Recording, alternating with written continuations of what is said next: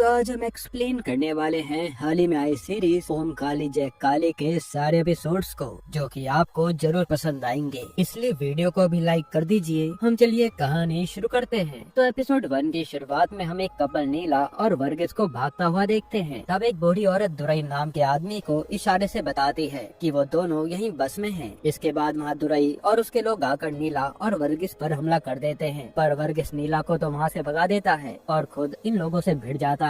तब गुस्से में आकर दुरई वर्गीस को तो मार डालता है। वहीं नीला के पीछे दुरई के 2 गुंडे पड़े हुए थे। तब नीला जैसे तैसे उन गुंडों से लड़ती है और एक के बाद एक नीचे खाई में गिरकर मारे जाते हैं। यहाँ हमें ये भी पता चलता है कि नीला प्रेग्नेंट है और इतना सब कुछ होने के कारण वो वहीं पर बेहोश हो जाती है। फिर थोड़ी देर में हम एक ग्रुप को देखते हैं जो माता की पूजा के लिए उसी जंगल में आए थे। तभी उन्हें नीला बेहोश मिलती है तो वो उसे अपने साथ उठाकर ले आते हैं, ये सोचकर कि माता ने ही हमें इसकी मदद के लिए भेजा होगा। और वहाँ दुरई अभी भी नीला का ही पता करवा रहा था कि मुझे उसे किसी भी हाल में मारना होगा। अब हमें यहाँ से कई साल बाद का सीन दिखाया जाता है, जहाँ सीरीज की शुरुआत में जो बूढ़ी औरत थी और उसका नाम था कथाड़ी, वो अभी भी नीला की फोटो दिखाकर उसका पता कर रही थी, पर उसे कुछ भी पता नहीं चलता। फिर कथाड़ी सीधा दुरई को कॉल करके कहती है कि मेरी बेटी की शादी होने वाली है, इसलिए मुझे थोड़े पैसे चाहिए होंगे। तब हमें समझ आता है कि असल में दुरई ने कथाड़ी को कहा था कि अगर तुम नीला और उसके बच्चे के बारे में मुझे बता दोगी तो मैं तुम्हें काफी सारे पैसे दूंगा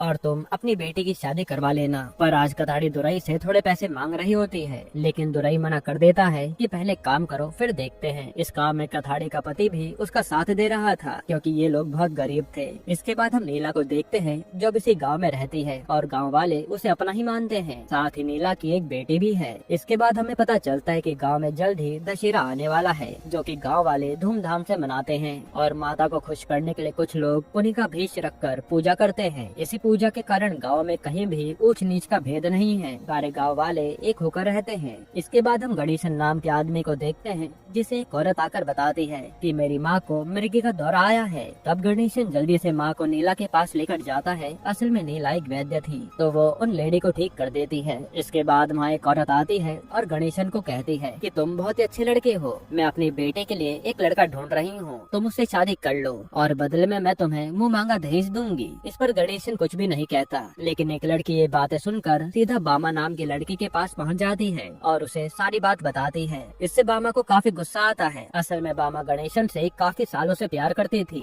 और बामा का गांव में म्यूजिक सिस्टम का काम था। तब बामा माइक लगाकर पूरे गांव में अनाउंस कर देती है कि मेरे होने वाले पति गणेशन पर किसी ने भी आंख डाली तो मैं उसे मार डालूंगी। ये सुनकर गणेशन हंसने लगता है। इसके बाद हम गणेशन और उसके दोस्त मुकंदे को देखते हैं, जो एक आदमी से पैसे उधार मांगने आए थे, पर वो उसे मना कर देता है। तब हमें पता चलता है कि मुकंदे को पैसे कमाने के लिए विदेश जाना है, क्योंकि उसे अपनी 3 बहनों की शादी करवानी थी। पर अब पैसा न मिलने के कारण मुकंदे उदास था, जो देखकर गणेशन को अच्छा नहीं लगता। अब रात को गणेशन पूजा पंडाल में आता है और बामा को बुलाकर कहता है कि तूने माइक पर ये सब अनाउंस क्यों किया, पागल हो गई है क्या? जिस पर बामा गणेशन से कहती है कि मुझे तुमसे शादी करनी है बस, और इसके लिए मैंने करीब 75,000 रूपए जमा कर रखे हैं, हमारी शादी धूमधाम से होगी। पैसों का नाम सुनकर गणेशन कहता है कि मेरे पास भी 25,000 रूपए पड़े हैं, अगर तो 75,000 रूपए मुझे दे दे तो हम मुकंदे को विदेश भेज देंगे और वो वहाँ से आकर हमें पैसे लौटा देगा। जो सुनकर बामा टेंशन में आ जाती है कि अब मैं धूमधाम से शादी कैसे करूंगी, लेकिन गणेशन कहता है कि तू पैसे देगी तो हम दशहरे के बाद शादी कर लेंगे। इस पर बामा तुरंत मान जाती है। इधर हम कथाड़ी और उसके पति को देखते हैं,